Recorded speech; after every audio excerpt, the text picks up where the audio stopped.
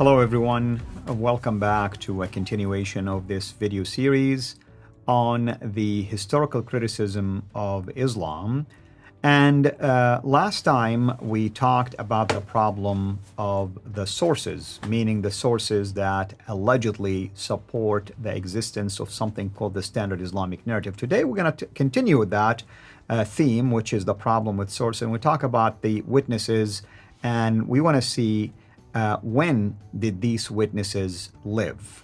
With me here in studio to answer that question is our dear brother, Dr. J. Smith. Dr. J, welcome back. Thank you. Thanks for So what are we going to say about these witnesses for the sources or the early Islamic narrative, technically speaking? Yeah, we're going to put it on a timeline, but before we do that, I want to look at a slide. I want to look at the slide of a map. So let's take a look at this map here. This is the area we're interested in. What am I talking about? Well, let's just look at Muhammad's empire. So there's Muhammad's empire, the brown area.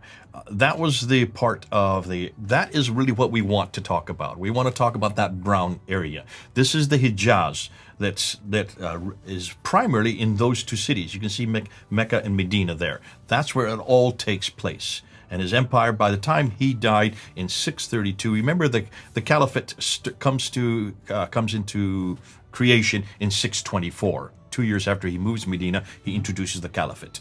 So from 624 up until 632, the last 8 years of his life, that brown area was conquered.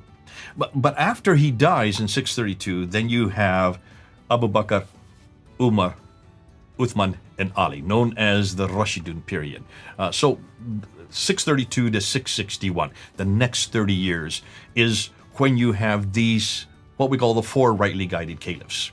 Abu Bakr, 632 to 634, Umar, 634 to 644, Uthman, 644 to 656, and then Ali, 656 to 661, when then Muawiyah comes over and he destroys and kills Ali at the Battle of Siffin, and then introduces the Umayyad Caliphates. But I'm not interested in, really I'm only interested in that period up to 661. So let's look at the map again. That's the Rashidun period that we're going to introduce as well. Now, after that, then comes the Umayyad period, and that is in purple there. See the purple there? That is when Muawiyah introduces the Umayyad period, which continues right up until the Abbasids take over around 750. So basically a 100 years period that. But we really want to look at the brown area and the orange area.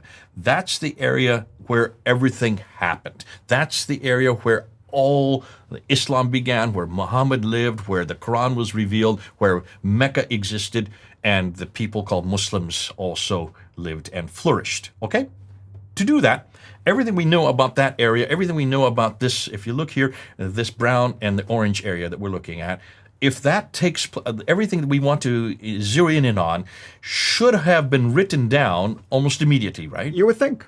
And we've said that. This is the problem. We would want people who were there. We would want people who lived in that area. We would want in this area here. We would want people who actually knew Muhammad, saw what he did, heard what he said, to have written down so specifically, because the standard Islamic narrative assumes that. You assumed it when you were growing up. I assumed it my whole time that I was studying Islam. But this is what we need to look at. So let's look at the next slide, because the next slide then shows us the problem. So let's start. This is a timeline, and this is what Muslims haven't done. This is what I wasn't shown, and you need to see this. Everybody needs to see this. So according to the standard Islamic narrative, and this is their story, this is what everybody's known. Muhammad was born in 570. He then, he's there in Mecca. He was born in Mecca. He starts receiving his revelation in 610. There in the Hira cave, according to the standard Islamic narrative. This is not my story. This is the standard Islamic narrative story. This is the traditions. This is the historical account according to Islam. And then in 621, he is asked to get up and go on the back of the winged horse called the Burak to fly up from Mecca up to Jerusalem, where he then ascends the seven heavens to receive the five prayers. Comes back down, that's known as the Miraj. And that happens in 621. In 622, then, he moves from Mecca to Medina, known as the Hijrah, and that's where he starts really introduces himself as the arbiter between man and God, introduces the Constitution of Medina, has that problem with the Jews, and destroys and eradicates all the Jews starts to eradicate all the Jews. And then in 630, he then comes and he conquers Mecca without firing a shot. He just takes over Mecca. And then he dies in 632. And so that is Muhammad's life. Now, I'm just giving you the bare bones. I'm just giving an overview because we just don't have time to unpack it more than that. But that's everything you've been told, right? That is absolutely correct. Okay, so you've known this. This is nothing new. Everything I've seen, you have assumed is correct. And any Muslim, whether East or West, when they go and read the Islamic sources, these are the events and dates that will be mentioned to them. Okay. After him comes Abu Bakr, and he's from 632 to 634. He dies peacefully. Nothing much happens. There is an expansion of the borders under his. But really, it's Umar where much of the expansion takes place, where they start pushing out, going across North Africa, going across to the east, what is today Iraq and Iran, all the way up to Afghanistan. That's where the borders are really being pushed, and the empire really takes shape. That happens in that 10-year period. He is killed, and of course, Uthman then takes over. And so Uthman taking over, it is he that is responsible for the compilation of the Quran in 652. The Quran that we have in our hands today is his. He then is killed in 656, very violent area, part-time of the world, and then Ali takes over. And Ali only lasts for about 5 years before he is killed at the Battle of Siffin. So this is the standard Islamic narrative. That's their story. Everything you've seen on this graph, on this timeline, you have been told were written down by people who knew him, who were there, who participated with him, who understood this or actually knew these caliphs, or were written by those who were in the courts of these caliphs, right? That's what you've been told. That's what I've been told. That's what I have assumed. Here's the problem. Let's look at this next graph. Islam was fully formed in Hijaz by 661, right?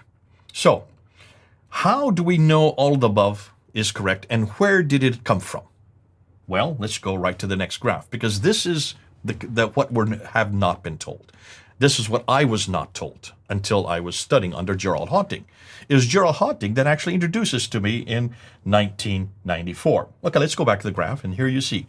So Muhammad dies in 632, we're told.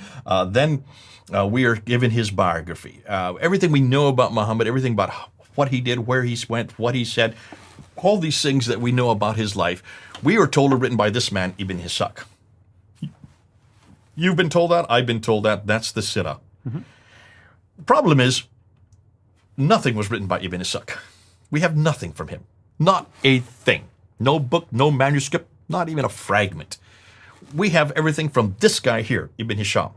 Mm-hmm. And this guy dies in 833. Ibn Ishaq dies in 765. So we're talking about roughly, 70 years later that we finally get his material. Now, Ibn Hisham does admit that he takes something of Ibn Ishaq and throws the rest away. So let's just get rid of Ibn Ishaq, because he really doesn't really figure into this whole narrative. It's Ibn Hisham we should go to, or Al-Waqidi. That's another name we should put up there, because they are the two that write and compile the life of Muhammad. Right. One talked about his life in general. Al-Waqidi focused on his campaigns. His campaigns. And these are military campaigns. Right. These are very violent, especially between 624 and 632, the last 8 years of his life. But that's not all. In fact, most Muslims, when you talk about it, when you were a Muslim, to know what you were to do, you didn't really go to the Sirah, you went to the Hadith, didn't you? I mean, usually, because it's much easily accessible. Believe it or not, not a whole lot of Muslims go and invest the time to read all of the Sirah of Ibn Hisham. But it's the Hadith that tell you how to walk, talk, eat, drink, sleep, everything you're to do. That's true. 24/7 is from the Hadith. So if you look up on the timeline there, I've got the Hadith in blue, okay? So when were they written down? Because they are much more comprehensive. They are more important for Muslims, because that is how they're to live. They're to follow what Muhammad said. So who is the first one to write the Hadith down? Now, well, we know of Bukhari. Okay, and you've always assumed Bukhari was there with Muhammad to know what he said, right? Well, I mean, either there with Muhammad, or at least I assume that the people who reported to him somehow were connected to Muhammad, or there's eyewitnesses, technically speaking. Okay, well, look at where Muhammad died. These are all death dates, by the way. Just so everybody knows, I always put the death date, because that's how we do it in academia. You always put the day he died. Now, that means that he did not write everything on the day he died, or the year he died, probably in the earliest 20 years before he died. But the reason we put the death date, because that would be the last revision. That would be the last canon of his writings.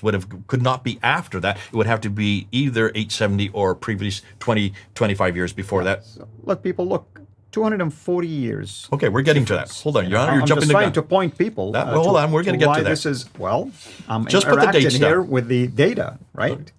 Good man, good man. Yeah. It's not just Al-Bukhari we know. We also have Sahih Muslim writes another hadith. We also have Al-Tirmidhi. We also have Ibn Majah. We also have Abu Dawud. And we have An-Nasai. These are the 6 authoritative hadith. For the Sunnis. For the Sunnis, not for the Shiites, for the Sunnis. And remember, Sunnis make up 90%. So the majority of Muslims look at these dates, look at these individuals, look at this material. This is the hadith right here, okay? So that is absolutely sacrosanct. But look at that. We're going to get to the dates now. I just want to put them up there in the timeline. There's still 2 more genres that we need to look at. One is the tafsir and the other is the tahrikh. I just want to point them up there. That's Al-Tabari, all right? Let's then come back and let's unpack what you were trying to get at, because that is highly important. Yeah. These are the ones who tell you how to walk, talk, eat, drink, sleep. How every Muslim is to live is to follow these guys right here. And they are started with Al-Bukhari, Muslim, Tirmidhi, Majah, Dawud, and An-Nasai. And the first 2 are a big deal because we call them sahih, meaning the authentic. It's almost as good as the Quran, technically speaking. Without error. Exactly. Without error. That's what I've always been told. That's what you've always been told. And we assume, okay, if they're without error, that means they were there. They heard this. They were eyewitnesses to this. But look when they died. 870, 875, 884, 887, 899, 950. That's the 9th and 10th century. The same with Ibn Hisham al-Waqidi. That's the 9th century. Muhammad yet was born, died in 632. That's his death date. And we then ended with the Tafsir al-Natari, which is Al-Tabari, and 923, 10th century. So let's just look up there and notice how many years. Well, right here we have 200 years span between the death of Muhammad. Notice the death of Muhammad and the death of Ibn Hisham. Why is that a problem? Well, it is a problem. Let's assume for the sake of argument, Ibn Hisham lived to be 100 years old. He still started it, at least was born 100 years after the death of Muhammad. So he's not an eyewitness. That's a problem. Okay, that's a problem. And why do you want an eyewitness? Well, you want an eyewitness because at least an eyewitness can collaborate what is written to support the events, to support the saying, to support many of the social and religious and other aspects of the life of Muhammad, because he's the model, right? I mean, so if there's an accident on the streets outside, what do the police do? They put up a sign there, and they put the day, they put the time, and then they say there's a phone number. They said, if any of you saw this accident, please call this number. Why? Because they've heard already the testimony of both the individuals who were in the accident. They want to see some outside eyewitness. They want to see corroborative evidence. They don't want you or me to come up and say, well, I heard from so-and-so, from so-and-so, from so, that this is what happened. No, they want to actually see people who were actually there. And that's all we're asking, are we not? Exactly. But none of these are eyewitnesses. No. 200 years? I mean, it's a miracle if Ibn Hisham lived for 200 years. And even if he lived for 200 years, that's after the death of Muhammad. So until you saw these dates before, did you know that Ibn Hisham or Al-Bukhari were not eyewitnesses? You know, here's the thing about Islam, by the way, Jay. I mean, as a Muslim, first you don't look at these dates, and even if you see them, somehow you're blinded to even question them. And then you get into what we call the chain of narration, and you start believing in the fact that, oh, these are trustworthy men who reported all of these events. Explain that right there. The chain of narration. What are you talking about? Well, we're talking about somebody who heard from the Prophet, right? And he reported it to someone else, and that someone else reported to someone else. It's almost like a couple of generations going through all the way until you get to the time of Bukhari, and he started to collect those. So this is called isnad. That's right. And isnad means oral tradition. Yes. So so-and-so who got it from so-and-so, who got it from so-and-so, who got it from so-and-so, who got it from the Prophet. 200 years of these names of narration. And yes, and the isnad gives you the matn, which is the content of the hadith. That's why we see sometimes Bukhari will report the same thing 3 or 4 different ways. Contradict, especially Al-Tabari. He is well known for this. In fact, he takes all kinds of contradictory material, just slaps it up there, puts it out there, and lets you, the reader, decide which one is authentic. That's right. That's right. So the isnad are chain of oral tradition. This is called oral tradition. Did any of those, the names within the isnad, did they write anything down? Well, it's oral.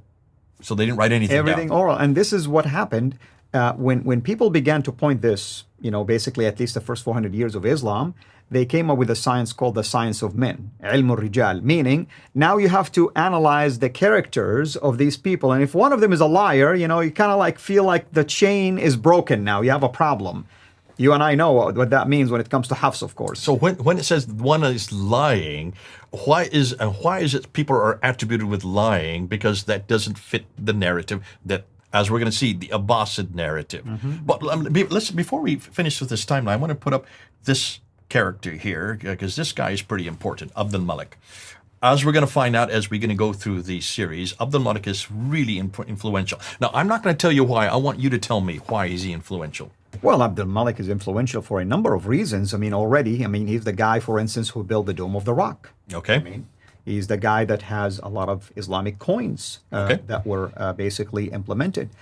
He is the guy, in my view, based on the data that we know today, that have really collected a whole lot of things related to the book, the man, and the place, technically speaking, or at least spearheaded all of that. Not the place. In a formal, at least the man. Not the place. Yeah. And I'm also going to dispute that he was the one that had coins that have to do with Islam. I'm going to dispute that even, but that's coming later. Because that has nothing to do with Islam. But the Shahada, of course, began to emerge at that time also. Okay, but the name Muhammad was introduced by him on the coins and on the Dome of the Rock and on the protocols. The word or the title Muhammad was introduced by him. And we do know that the reference to people called Muslims or Islam, some have attributed that to him. So he's pretty important. But look at how much timeline is, how many years between him and Ibn Hisham. We have 141 years. So even that is huge, right? Of course. But he is not that important to me. It's these people that are important to me.